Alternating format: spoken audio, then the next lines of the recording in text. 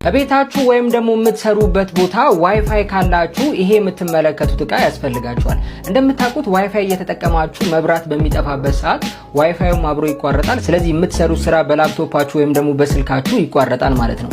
ነገር ግን ይሄ ሚኒ ዩፒኤስ ምንድነው የሚያደርግላችሁ? ውስጡ ላይ 10000 ሚሊ አምፓወር የባትሪ ሳይዝ ያለው ሲሆን ይሄንን ዩፒኤስ ቀጥታ ሶኬት ላይ ተሰኩትና ከጀርባ እንደምትመለከቱት 5 ቮልት 9 እና 12 ቮልት ያወጣል። ስለዚህ የእናንተ ራውተር እንደሚቀበለው ለምሳሌ የኔ 12 ቮልት ነው።